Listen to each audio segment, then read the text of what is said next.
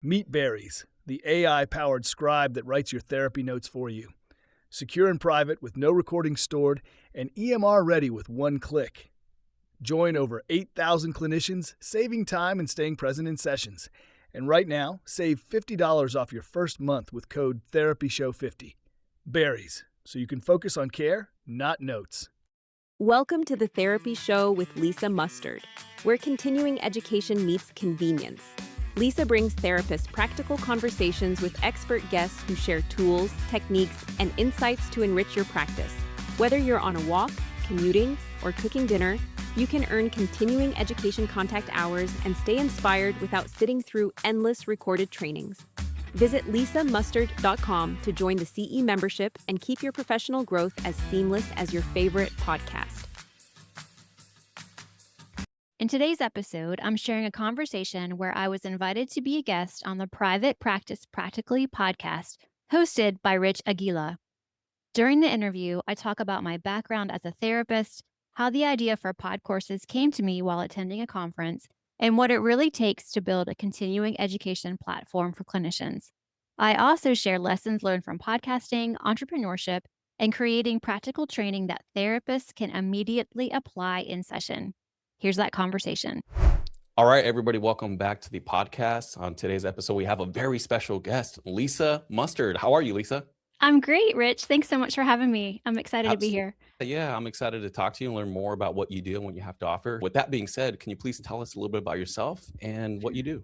Yeah, so I am a licensed marriage and family therapist in South Carolina, and I've been in the field since I graduated from my program in 2006 and was an associate up until 2008.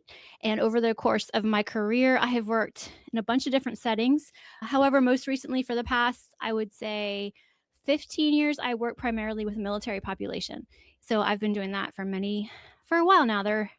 That's where I do my day job, and then I have a side business, Mustard Consulting, where I create continuing education pod courses as well as other continuing education offerings for LPCs, LMFTs, licensed clinical mental health counselors, and I'm approved by NBCC to be a at-home or virtual trainer, not virtual, but a home study provider. That is so awesome, Lisa. And I want to really touch base with you about your pod courses. Matter of fact, I've never even heard of the word pod course until I came across your work. So I think that's really cool. But before we get there, I'd like to ask, how did you transition from being a therapist to starting your pod course / consulting business? Yes, that's a question that I've shared on my podcast here and there, but I really appreciate this question because I think as a lot of therapists who've been doing this work for many years, we've been in it, we've done all the trainings, and sometimes we get a little stale in what it is that we're doing and who we want to support. So about 7 years ago, I was at the Low Country Mental Health Conference, which is in Charleston, South Carolina, and I highly recommend that conference if you're looking to get away for a couple days. However, it's usually in July, so be prepared for some hot and humid weather here in South Carolina. And I was sitting in the audience, and I remember thinking, wow, this is such a great conference, but I'm in Charleston, and I wish that I could take these fabulous presenters and pop them in my earbuds and walk around the city, go to the Battery, go to some galleries, and I could learn from these amazing presenters, but I could learn on the go while I was walking around the historic areas of Charleston. And that just got my wheels spinning. Is that something that I could do? Could I take content, put it into earbuds, and help therapists earn continuing education that way? And I got curious about what it would take. Actually, at the time, knew somebody who was doing something very similar, but with speech therapy and I think audiology. However, they specifically worked in that field and they weren't interested in partnering with a therapist. So she said, but why don't you go ahead and see if you can figure it out? I think it's a really good idea. And I'm one of those people. I got the idea and I just thought, I listen to podcasts. I love podcasts. I'm going to figure this out. And I just started. Really, I was scared to death. The hardest part was hitting record for the very first episode, but now I just love it. And now I have over 31-hour continuing education pod courses, which is a podcast and a self-study course that you can always listen to the content for free when you go over and listen to my podcast, which is really, it's just called The Therapy Show with Lisa Mustard. You can find it on any podcast player app. You can listen for free. And then if you decide that you want the continuing education contact hour, then you just click the link and purchase it and fill out the self-study quiz, the evaluation form, and then you can download your certificate of completion. So that's it. I just Wow. got curious and wanted to do something creative with our field, and I just went for it. Yeah, that is so cool, Lisa. As you were building your business, Mhm. that business, the pod course, did you experience maybe any setbacks in your therapeutic work? Did you have to give up some of your hours over here to Mm. develop this? What did that look like? Yeah, so not really. I do most of the recordings in the evenings or on the weekends, so I was able to fit that in through my work. That wasn't really the issue. More of the issue for me was being the mom of 2 daughters, and I have a husband, and I knew that I didn't wanna spend my time trading that time away from the house seeing clients, so I didn't wanna go, because I'm not in private practice. I work for I would just say an agency. And I didn't wanna go into private practice, but I wanted to have something on the side that I could do. I say in the pockets of my day, really pockets of my day. It's more like evenings of my life or weekends of our lives. But so the setbacks were more, how do I figure this out that I do it once and then I get paid on it a couple times versus trading that one to one, getting paid for sitting in front of somebody. So that was just figuring that all out was Yeah. also difficult, I think, in the beginning. But I knew that it was going to take time. I knew it was going to take time to grow this, to grow my professionalism in doing this, making it sound good. In the beginning, probably a setback was I felt my husband was like, "I don't like listening to you, the way you talk, that's not who you are." So What? I know, Oh, I yeah. see what So you're saying. Got it. yeah, nowadays he can listen to my podcast fine, but in the beginning he said it was cringy because he's, "You don't sound like that. You don't act Mm, like that." And so it's just finding my voice. That was hard, but I think you just gotta keep at it and you just gotta keep going if it's something that you're really excited about or interested in. I'm trying to think if there were any other setbacks. During COVID, that was difficult because COVID hit about a year after I started the podcast, and there was a lot of anxiety in the therapist world about what's this gonna be like? How is this gonna affect our work?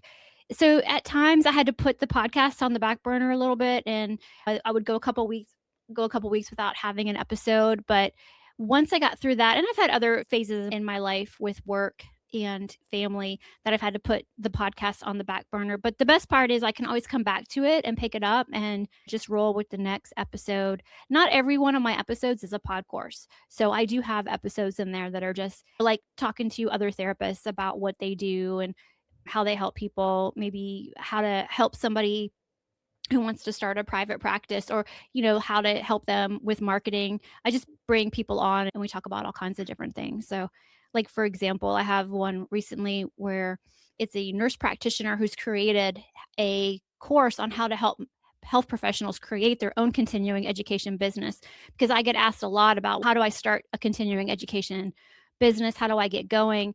And I just decided, you know what? I'm not the expert in that. I pieced it all together on my own. So I brought somebody in who's more of an expert who could speak to that. And so that's pretty cool. yeah, that's awesome. Earlier, you said something about your husband giving you Yeah. some pretty straightforward feedback about your voice Yeah. and how that was a bit of a journey for you, is finding your voice. Yeah. Have you adjusted since then, Lisa? Have you found your voice? Have you Sure. developed that over time? Oh, yeah, I think so. I think if you go back and listen to my very first pod course, I sound very robotic, unsure of myself.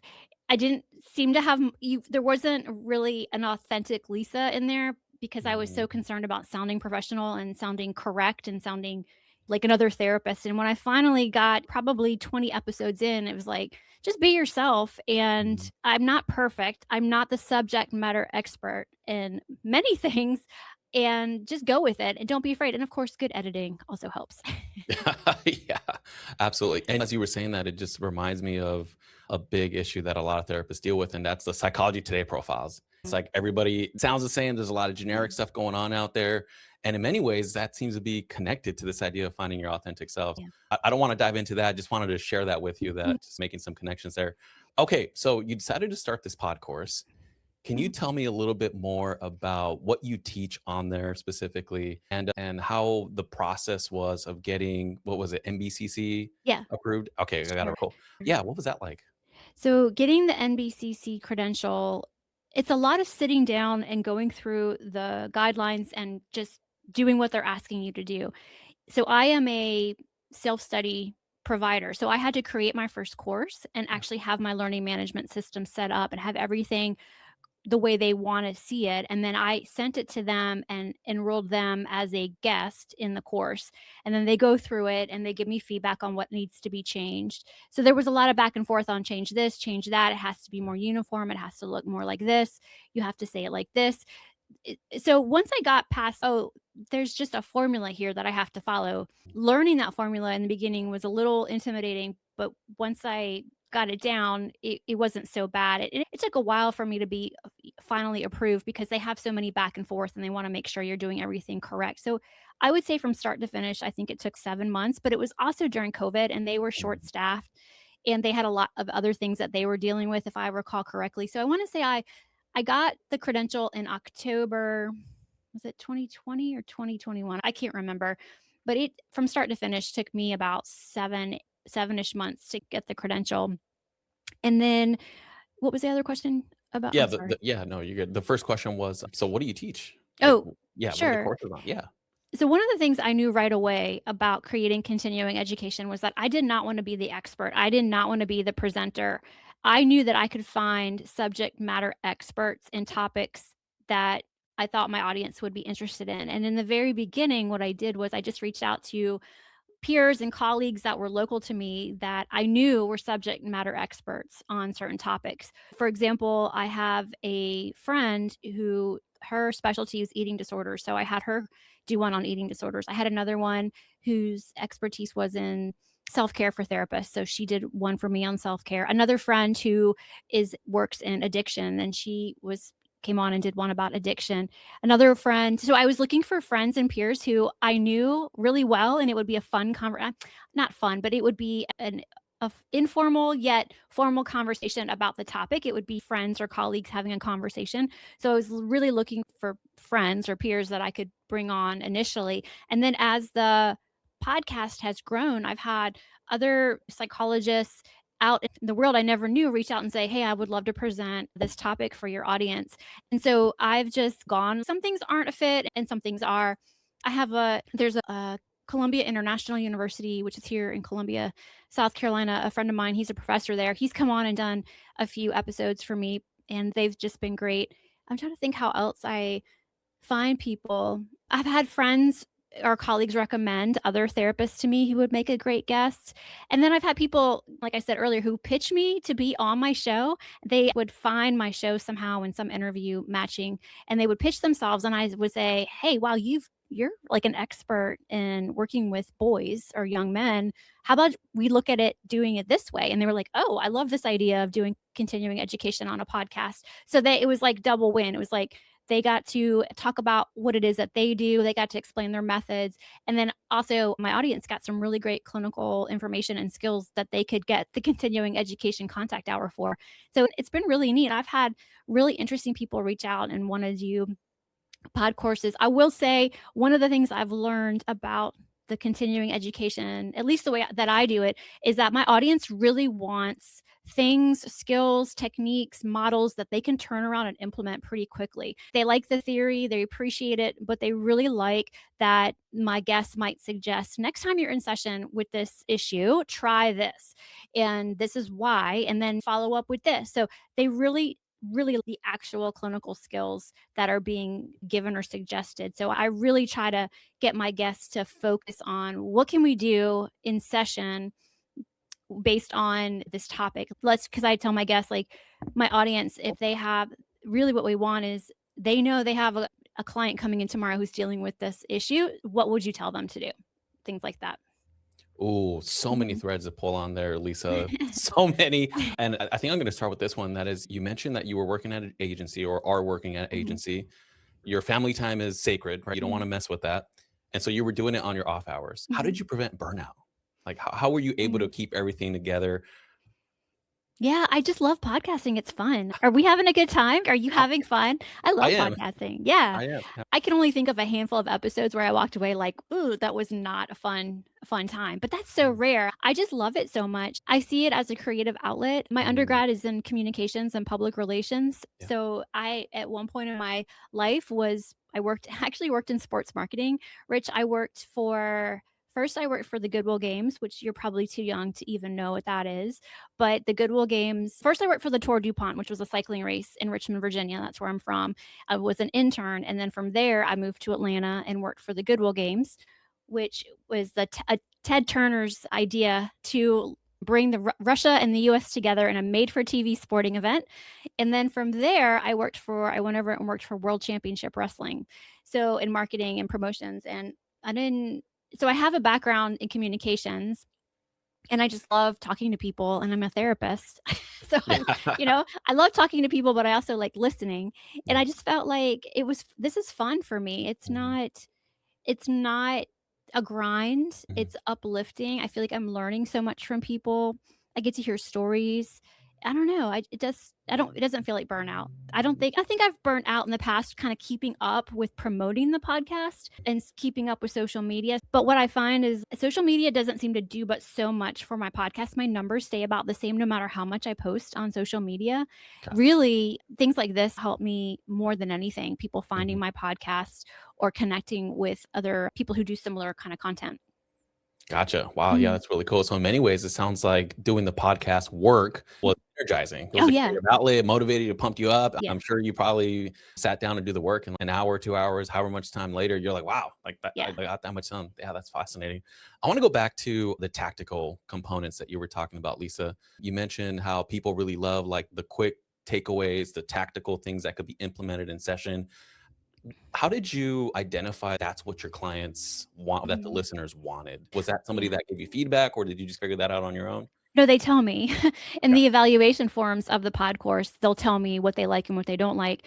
And I was just getting feedback about what they liked in certain courses. And I realized, okay, if they like it here and they like it here, then this is what they're looking for. They want wording or questions to ask or clinical skills that they can implement. So it's just by really looking at the evaluation, the feedback forms for the pod courses that I get. Most of the time, there's either no feedback or there's a really interesting take on the topic. But yeah, that's how I know. It's just the feedback that I get through my evaluations. Got it. Lisa, I'm curious, what is like your highest ranked pod course? What topic is that on? Oh gosh, I would say Well, let me ask it like this. What's the most popular of all the pod courses, I'd have to look at the list, but I don't know what's the most popular, but the most popular, I can tell you kind of like the most popular topics of the podcast, and then I'll tell you the pod courses. Okay. So the most popular topic right now seems to be family estrangement. That's a really hot topic. I have 2 episodes on family estrangement, and those, every time I check my download numbers, those are just growing and growing. So those are 2 that are pretty big. The pod and I actually have a CE course on family estrangement. That's not a pod course. It's behind a paywall, but I have an interview. His name is Carl Melvin, and he's like a psychotherapist in Ireland, and he's an expert in family estrangement, and had him on a few weeks ago, and he did an interview, and then he created I think it's 1.5 hour continuing education course on 8 things every therapist needs to know about family estrangement. It's a really great course, and you guys can go to my site and see the learning objectives for that one. There's a few pod courses that are pretty popular. There's the ones that focus on the mind body are real popular. Other ones that are popular are OCD. There's 2 on there about OCD. There's one about counseling boys, challenging boys. That's pretty popular. What else is popular on there? There's a couples communication one that's popular. I'm trying to think what else is really popular. I haven't looked at the stats recently, but what I think is really cool is I sell them each for $5, which really, $5 for one CE hour isn't much, but I have all of them bundled. So if you want to get all of them it's only $49. And people really love the fact that I haven't changed the price of my pod course bundle or any of my pod courses, because I want to keep it affordable, of course, for therapists. And I just love that if you just need 1 or 2 hours, you can get on there and get it for $10. Or if you want to get all 30 plus, you can get it for a pretty reasonable price. And when you buy the bundle, whenever I add a new pod course in that year of your membership, you get that pod course added into your bundle for free. So if you bought it, and I have 31 or 32 pod courses in there, by the end of the year, I could have 35, 36 that just gets added, and you don't have to pay any extra for those. Wow, that sounds like a great deal, Lisa. One thing that I'm curious about, you mentioned the $5 per CE Mhm. hour, is that correct? And then you mentioned membership. Are those two different things? Yeah, so if you Okay, don't want to buy the membership and get all of them, each individual pod course is only $5.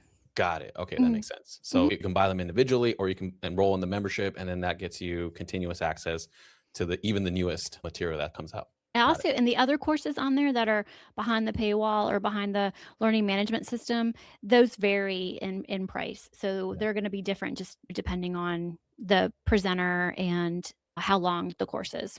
Got it. Lisa, if somebody partners with you and they're like, "Hey, I want to teach on your podcast, Mhm. I'm really passionate about this topic," have you ever had people that want something in return? Like, how does that kind of transaction happen?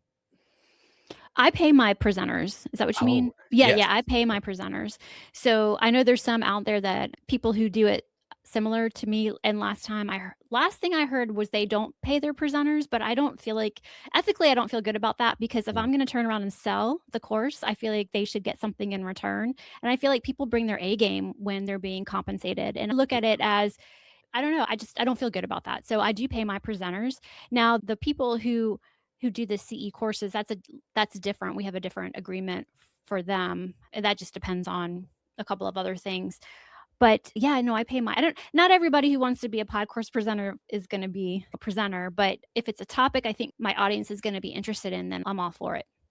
yeah, Yeah. I met a president-elect of one of our state's marriage and family therapy boards, and they Mhm. were talking about how a lot of the presenters don't get paid anything except maybe for Mhm. the keynote speaker, and I was blown away that that they don't get paid. And so, anyway, what I'm trying Yeah. to say is that I just appreciate you taking care of the presenters. I think what you're Yeah. saying, it makes a lot of sense, and it's so true, right? When you're being compensated, you want to deliver value, and I Right. think that's awesome. Lisa, let's talk about your consulting businesses, if that's Mhm. okay. So, if somebody Sure. wants to build out their own pod course platform, their architecture, and they want to hire you to help them do that, what does that look like? Honestly, I say I'm a consultant, but I don't charge because I don't have a course. I don't have anything to upsell Mhm. people on. And I think that getting into the continuing education field, I think there's a lot of myths about it. I think therapists think and I'm saying this because I see it a lot in the Facebook groups. They'll ask, "How do I get into the CE business and how do I make money? How do I make passive income?" And it's really not it's like anybody can learn how to create a course, but not everybody knows how to market themselves. And that's where people get flustered in you can't just post your course in Facebook groups 15,000 times a week. That's not going to bring you new eyeballs. You have to get Mhm. out there and do things. And when I think people find out that it's actually work to build a brand and to build an audience, it gets a little scary. They just want to create the course and then somehow magically sell it.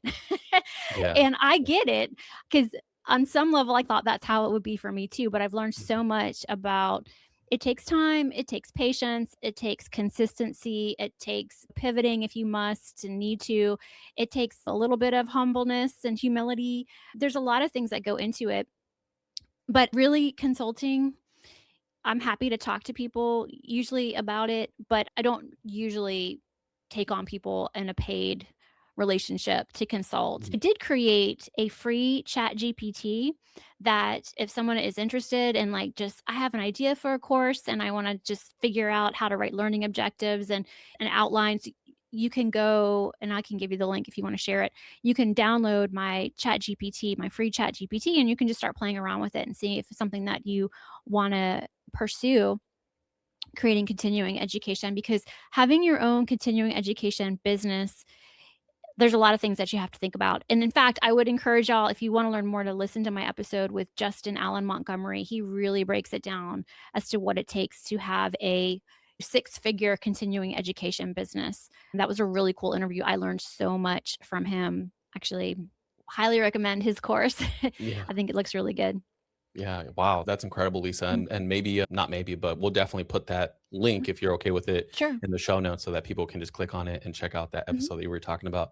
Yeah, that's awesome, Lisa. And it's really commendable, to be honest, that you're taking people on and you're helping them just by sharing knowledge and what you've learned. Oh, And even in my short experience in the field, it just seems to me like everybody's in silos yeah. and everything lives behind a pretty massive paywall. And it's rare for individuals to just be like, Yeah, I'll help you. Come on through. No Yeah. worries. Just ask me a few questions. We can schedule the time and Mm, I'll help you out. Really appreciate that. And thank you. I sure. salute you. Oh, yeah. Yeah, You're welcome. Lisa, so what does the horizon look like for you? Oh, that's a good question. I'm talking with some companies about becoming a continuing education provider for them, doing some things that a little bit different, maybe administering continuing education for companies on the back end, not so much on the public side of things. I'm excited about that. Just growing my pod courses. Yeah. So that's I'm excited about the opportunities there and the possibilities and just continuing to create more continuing education that people want and yeah, just keep going with it. I think a lot of people one of the things I wasn't expecting with the podcast is just relationships I've built that I'm earning income in a different way. I think people might be curious to know about that. When I first started, I thought I'll just sell the pod courses and continuing education, but my show has just grown as it is. And so I've had some really cool opportunities to have sponsors as well as affiliate relationships. So my podcast doesn't just earn income through the continuing education, it also earns from some affiliate opportunities. And so I think that's really neat. I wasn't expecting that. And I'm really, truly grateful to have some really cool partners. Wow, that's Mhm. incredible, Lisa. You don't have to disclose Yeah. names or anything like that, but I'm just curious, like, what do the companies do and what does the nature of that relationship look like? What Well, are they sure. like? Yeah, no, I'll tell you about one of them because 'cause I'm really excited about what they do. One of them is Barry's AI, and they are a mental health note taker. Are you familiar with them? Yeah, I've heard. Okay, so yeah, so I'm an affiliate or a brand ambassador with Barry's. That's what they call me, a brand ambassador. So you can, if anyone's listening wants to try Barry's, you can get on my link. You go to my website and you'll see it everywhere. But if you click on the link and you use my referral code, you can try it for free, and then you can also get half off your first month. And I also just forgot to tell you this. I created a partnership deal with them that if somebody purchases the annual Berries subscription, they get all my pod courses for free. So if somebody Whoa. purchases a year-long subscription of Berries, I'll give you all of my pod courses for free. So you can get over 30 continuing education contact hours along with your Berries subscription. And they're doing some really neat things in the future with not just the note taking, but other things as well. And they're just a really nice company. They have a lot of really cool things going on. They listen to their customers about feedback and what do they want to see happen with their note taker. And they're always asking for feedback. I really think they listen to clinicians. So there's that. I had another sponsor a couple years ago which was great. And what happened with that was I wasn't able to give them the return on investment. So they ended up dropping me, which was an ego kick. But at the same time, I didn't feel good about taking money for something that I wasn't giving them the return on their investment. So Mm, that was a lesson for me. yeah. So not that I don't like having a sponsor, I actually prefer affiliate relationships because I can promote it as much or as little as I want to and not feel the pressure. So Yeah. that was a lesson. Yeah, for sure. Mhm. That's so interesting. And it's really cool that you're just transparent about what Yeah. you want to promote and not taken by the money and the deal. So that's really Yeah. cool. Lisa, earlier you mentioned the agency that you work at. If this thing gets bigger and bigger, are you thinking about maybe possibly leaving the agency? What are your thoughts on that? No, I don't think so. I love who I work with. I love the population I work with. I've been there. I don't want to leave. I really enjoy working with the military. They're my I love working with the military. I can't imagine going and working in a different. Now, I have in the past, I have thought about maybe going into working in private practice, and then that would be my niche or my target would be military. But no, I don't think so. Gotcha. I love this job. I love who I serve and who I work with. Been there so long, I feel like I'm a part of it, Yeah. even though I'm a civilian employee. Yeah, no, unless this thing just blows up and the podcast becomes huge, I can't Mm, imagine going anywhere anytime soon. gotcha. Yeah, that's really cool. Lisa, for the viewer that's listening to this, they Mhm. love what they're hearing. They really appreciate you and your style. How can they Yeah. reach out to you?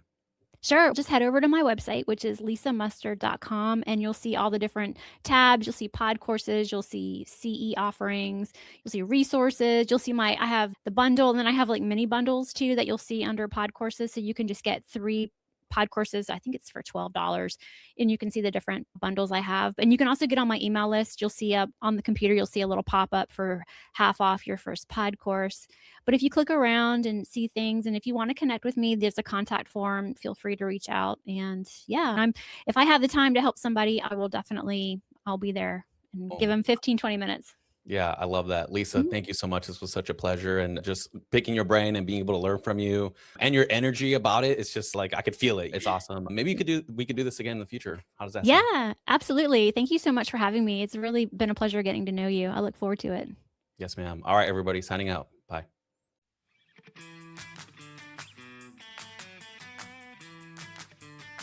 Please note that the Therapy Show with Lisa Mustard is for informational and entertainment purposes only, and not a substitute for professional medical or mental health advice.